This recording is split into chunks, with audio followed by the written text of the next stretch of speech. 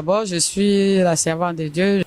De par sa créature, la femme, selon Dieu d'abord, la femme c'est une être semblable.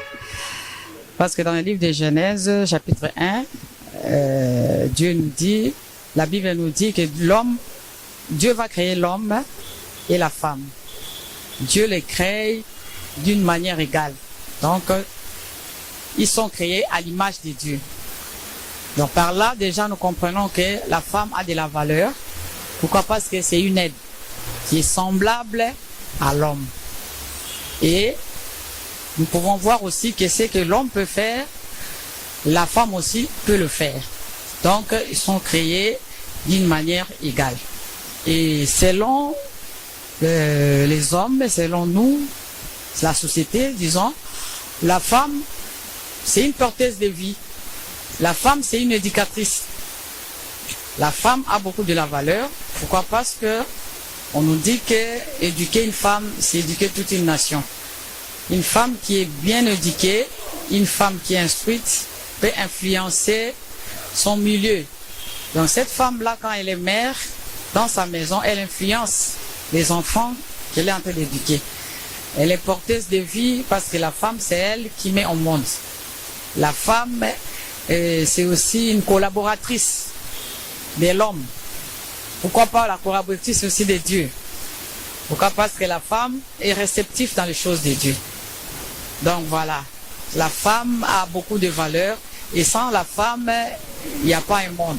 Donc un monde sans femme n'existe pas. Il faut que la femme soit toujours là pour que le monde soit ce qu'il est. Pour qu'il y ait des gens, une multiplication dans le monde, il faut que la femme soit là. Donc la femme a beaucoup d'importance. La femme se réveille, qu'elle soit consciencieuse, donc qu'elle puisse avoir la conscience. Elle doit se réveiller, travailler. Partout où elle est, dans tel ou domaine qu'elle est, qu'elle puisse travailler. Si elle est dans le bureau, qu'elle travaille. Elle est au champ, qu'elle travaille. Même la femme au foyer, qu'elle organise bien son foyer, qu'elle travaille aussi dans sa maison. Parce que toutes les femmes ne travaillent pas au bureau, toutes les femmes ne sont pas des femmes commerçantes, toutes les femmes ne sont pas des femmes maraîchères. Il y a aussi des femmes qui sont au foyer. Alors même la femme au foyer fait aussi son travail, qu'elle fasse son travail très bien, pas le foyer. Elle s'occupe bien de son mari, de ses enfants, de sa famille. Alors ceux qui sont aussi au travail, qu'elle s'occupe bien aussi de leur travail. La femme au ministère aussi, qu'elle fasse aussi bien son travail. Parce qu'être au ministère, au bureau, n'exclut pas aussi qu'elle peut être aussi une femme mariée, qu'elle fait tout avec l'aide du Seigneur, qu'elle le fait bien. Et par rapport à la spiritualité, la femme doit prier.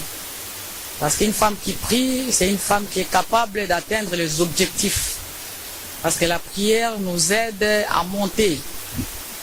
La femme qui prie, qui connaît Dieu, peut aller plus loin, parce que le Seigneur va les soutenir.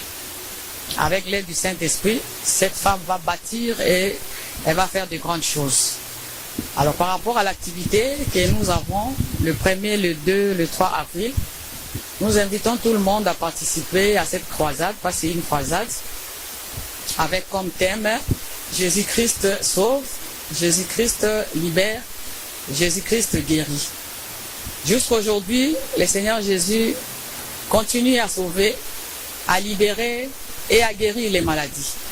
Viens seulement avec ta foi et tu verras. Jésus-Christ n'a pas changé, le Dieu de la Bible. Il est le même hier, aujourd'hui, éternellement. Si nous lisons dans la Nouvelle Alliance, nous verrons tous ceux-là qui ont rencontré Christ sur leur chemin, leur vie a changé. Ils ne sont pas restés les mêmes personnes. Alors jusqu'aujourd'hui, Dieu est le même, Jésus-Christ est le même. Alors nous invitons les familles, papa, maman, les enfants, les jeunes, le quartier, les communes, tout autour de nous, tous ceux-là qui vont recevoir les tracts, qui auront l'information. Notez la date du 1er, du 2 et du 3 avril. Nous serons réunis ici au central à l'église des Bénis de l'Éternel. L'adresse Marine 20, quartier Ipen, la référence l'école Kuntwala. Nous sommes non loin de l'école Kuntwala. Alors nous allons travailler en trio. Nous aurons le révérend pasteur Kondo Akondo, qui sera parmi les orateurs. Nous aurons l'apôtre Katimbaï et votre humble servante Michel Louta, vase d'honneur, qui sera aussi au rendez-vous. Alors j'invite tout le monde à venir participer et le Seigneur va vous visiter. À l'animation, j'allais oublier, à l'animation, nous aurons Maman Pala à l'animation, parce que nous allons célébrer aussi le Seigneur. Maman Pala sera là avec son groupe. La sœur Eunice Manyanga sera là avec son groupe, ainsi que le frère Christian Mukuna sera là aussi avec son groupe. Donc,